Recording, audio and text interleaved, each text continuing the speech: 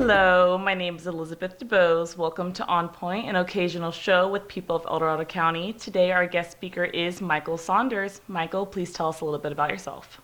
All right, I'm Mike Saunders. Currently live in Georgetown Divide in cool California, and I'm pretty much been pretty active in a bunch of the local organization and volunteer organizations. So I'm in the Society for Creative Anachronism. It's a medieval organization which does, it's a worldwide group which kind of recreates the best parts of medieval history, and I was the president for it for about coming on 9 years now, and we are switching presidents over. The local area is called the Shire of Mountainsgate. That's El Dorado County, and I've won the tournament for the region, and I've reigned as a prince. I'm also in the El Dorado Progressives. That's our nonprofit organization, which is deals with progressive issues. We are nonpartisan, although everybody thinks we are. We accept anybody from any party, and it's organized around several work groups. One of the work groups is Civil Rights Now, and I'm one of the co-moderators for that work group. I am also active in the county Democratic Party, so I'm on the Central Committee. I am the vice chair of membership and education, and I'm also the co-chair of candidate development. So we interview candidates everywhere from Congress down and work with them. In the Democratic Party for the state, I am a delegate. I am also a super delegate for the state of California. So I'm on the executive board for the state of California, and I'm also a regular delegate. I'm the representative for Assembly District 5, and I am also the regional director for the Northern California area, Region 4, for the African American Caucus. So do a lot there in terms of politics and organizations. And on top of that, I am an elected official. So I am an elected official in the county. I am on the water board for Georgetown Divide Public Utility District. I am currently the vice president on the board, and through the water district, I also sit on El Dorado County LAFCO, and that deals with overseeing all of the districts and cities in the area, and tries to kind of keep the sphere of influence and pretty much try to keep the separation of the rural kind of landscape and commercial, and we try to keep that divide going. It's also throughout all of the counties in California. I've been a dietitian. I worked as a dietitian for 3.5 years, and I'm a medical doctor, and I've been an orthopedic surgeon, so it's pretty interesting in this time of COVID where people give me medical advice and they have no health profession at all in their background, and I'm a medical doctor, and I don't even get into arguments with them because there is nothing to stand on. So, what actions do you feel have changed or began since you've been living in the Divide and working in El Dorado County? The big problem we have is most of government is transparency and accountability and community oriented. So a lot of things don't have that transparency with the community. They think about the districts first rather than the people that live there. And we see that happen a lot when, especially in terms of the fire districts, as they're always asking for the increased assessments, and people are at the point where they just can't give any more money. So we have to find different ways to fund these items, and we're probably going to have to look at different solutions for how we do our taxpayer money. The same issue happened with our water rates as they increased, and also couple that with the drought at the same time. So that's one of the reasons that led me to run for the water board. And as I started going to the meetings in Placerville, we've seen the issue that we see now with Hangtown and the nooses. I mean, that's been there, and every 10 years or so it boils up and tries to come to a head of some kind of sanity in what's going on. And what we've seen is, as we've had these national issues keep popping up more and more, then these issues dealing with race, social justice start becoming more to the forefront. It's not as much in our county because our population is 0.8% African American, so it's very difficult for our voices to be heard. If you could change one thing in our community, what would it be? The biggest thing for our community, which would be the same for the country, is now we are past politics being a team sport. It's to the point of cultism. It's the cult of the Republicans versus the cult of the Democrats. The two don't listen to each other, they talk at each other, and everything has become political. What side you walk the dog, where you get on a horse, what kind of car you drive. So that's the one thing I would change, is that everything's become too politicized and too tribal that way. Why do you think it's so hard for people to change? And what do you think is needed in order for change to happen? So this is a long-winded version of that, but it basically comes down to everybody's worldview. And the best way to describe that is your worldview is, think of you in a plane looking out of a window. So what you see out of the window is your worldview. That's going to be shaped on where you live, how you grew up, the people you interact with. So these things reinforce what you see. You either expand it or decrease your view based on your positive and negative reinforcements. So everybody has a different view. Now, the other thing I liken this to is, say your plane only flies over Antarctica. So your view and everybody you see is very limited. Now, say your plane flies over the Sahara Desert. When those two people meet, they can't even conceive what the other one's saying because they have totally different views, and what other people are saying is totally incomprehensible. So it's people that may have traveled from the Sahara, the ocean, to other places where the worldview kind of expands and mixes. They can kind of start understanding it. So that's basically why it's hard to kind of express where you are coming from with other people, because it's ingrained. They don't understand that your experiences at all, and it's impossible to empathize if you have absolutely no idea at all. What are your biggest concerns for El Dorado County residents and the Placerville community members since the topic of racism has clearly surfaced the air in our small hometown?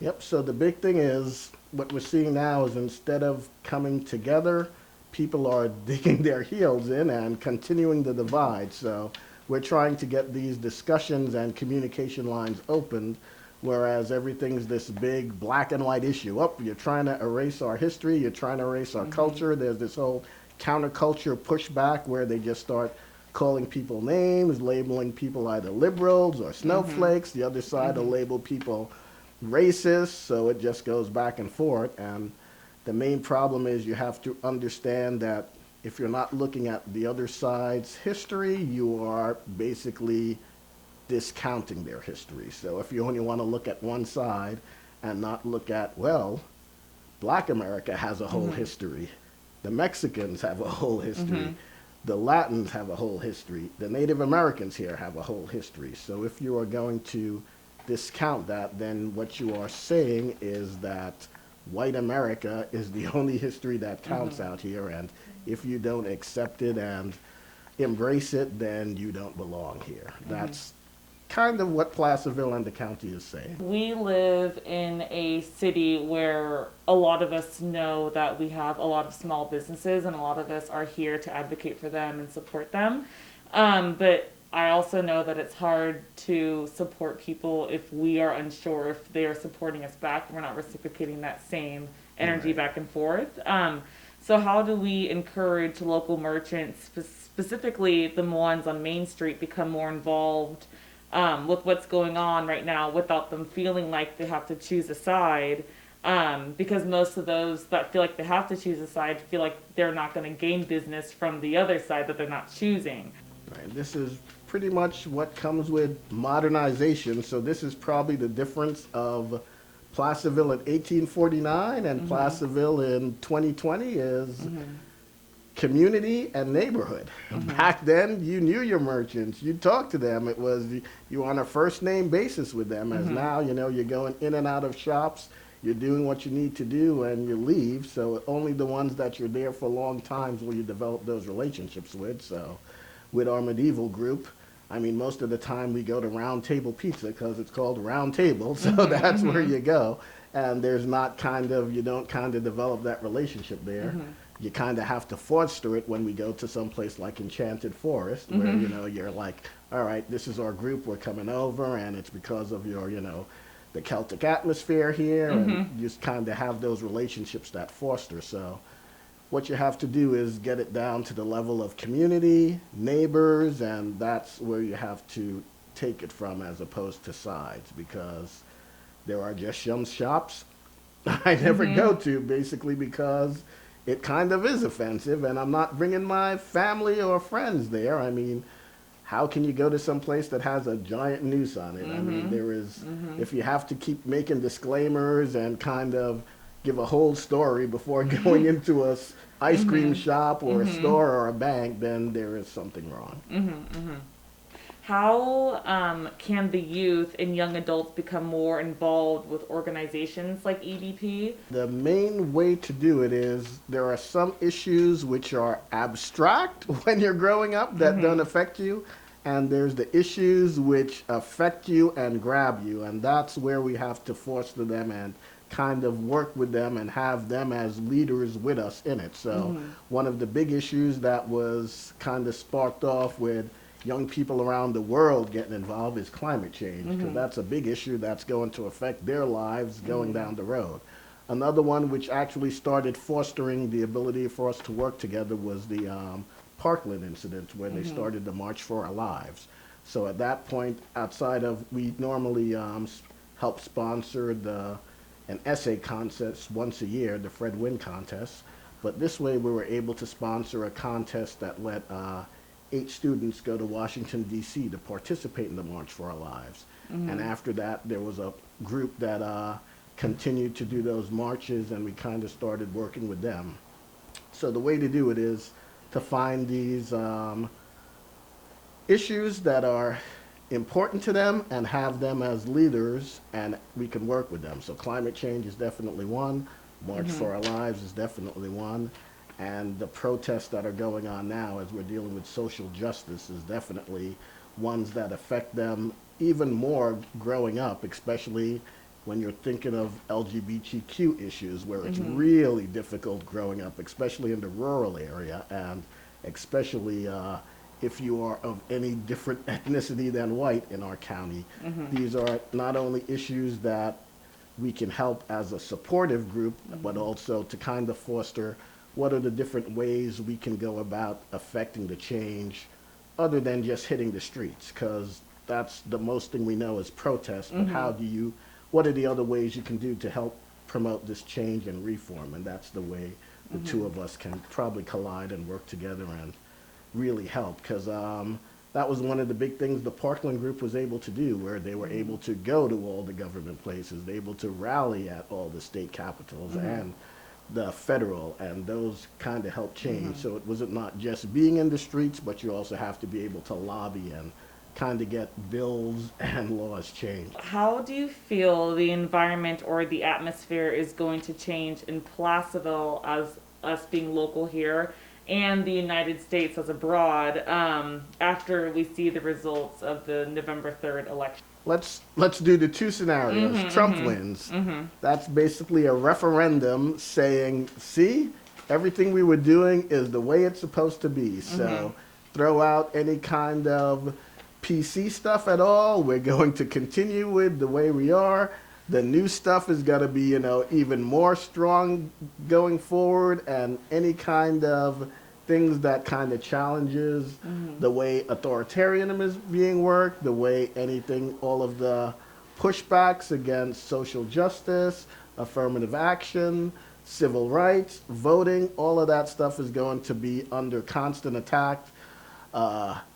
Female health, abortion rights, I mean, everything is just going to be a big battle. We're going to probably lose a lot of Supreme Court seats, a lot of the federal seats, so the whole country is going to change pretty much to ultra-conservatism, and in this place it's going to be an unsafe place because people are already in your face now, and this is just going to give them even more emboldened to be so. So that's the worst case scenario, and I mean, people aren't seeing how bad it can get, but I mean, if you can't get passports, you can't even leave the country. I mean, we are really getting to the point where you don't know what's going to happen. You already aren't feeling safe. Other countries aren't letting us in now with COVID. So, I mean, you're kind of trapped here. I mean, look what's happening in Portland, where they have federal agents there just picking people off the streets. So, I mean, we are pretty much where a lot of these authoritarian regimes are already, and we are at that stage now. So,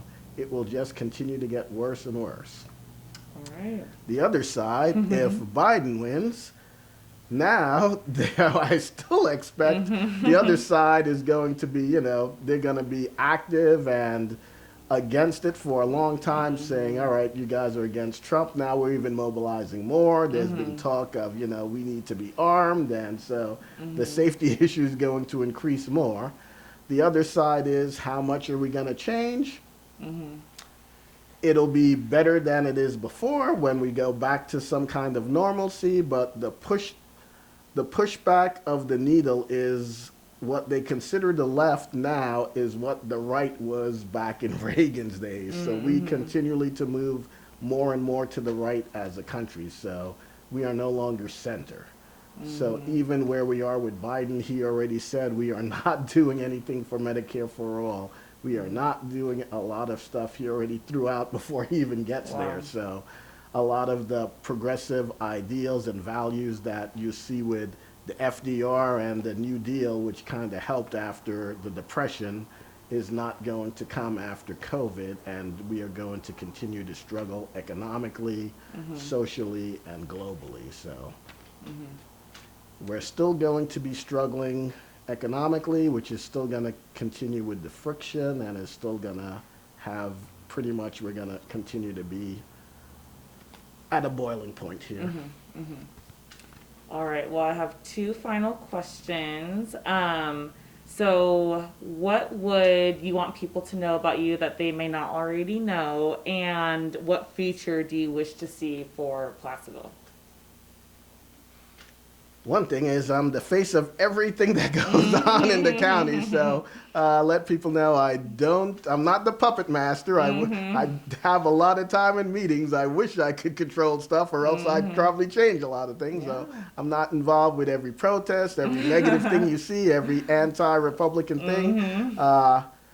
Contrary to people's belief now, there is no barometer that says if you have a D behind your name, you believe in all of this stuff. There's a lot of things that the Democrats do that I don't believe in. There are a bunch of things that the Republicans do that I do agree with.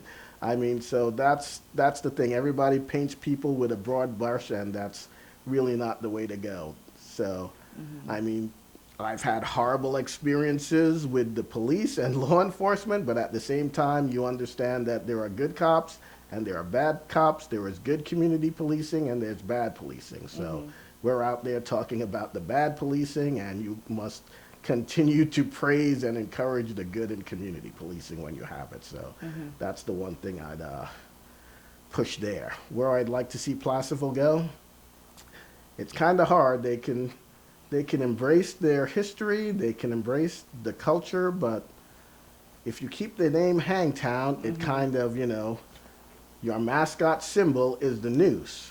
And when you continue to show the noose as a symbol, think of if this was Germany and they not only continued with the symbol of the swastika everywhere, but started using gas chambers is what they started putting around. So it's not just a symbol out there, it's the actual tool of hate and execution for a whole population of people, and that's what they don't see that they're putting out there. So that's pretty much what they are saying that they believe in, and that's what they are putting out to the world. And the thing to let people know is you can go out, you can protest against Dollar Generals, against cars, against healthcare, against a specific person in government, and you won't experience the pushback you would the second you go against something like social justice, especially when you're dealing with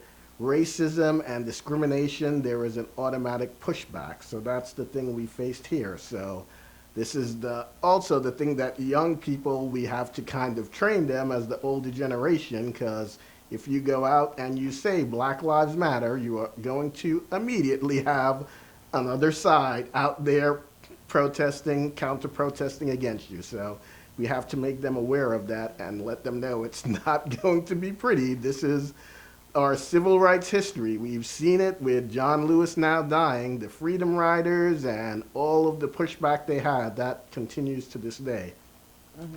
The problem with racism that people don't realize how structural it is they always say something like, you need to pick yourself up with your bootstraps. Well, this is how racism works. Racism takes away people's bootstraps. People don't even have boots. Some people, they cut off their feet. Mm-hmm. Some people, they have a huge pit. So even if they have bootstraps and they take the first step, they fall 30,000 feet into the ground. So this is the problem with racism. Everybody doesn't have the same access, the same opportunity. And even if they get it, there's a whole emphasis and push to get you out of those positions. So it's very difficult. That it's a structure that's built in and ingrained in our society, and that's basically what we're fighting. Thank you. This is an occasional series, so please watch out for the next show. I'm Elizabeth DeBose. Thank you for watching.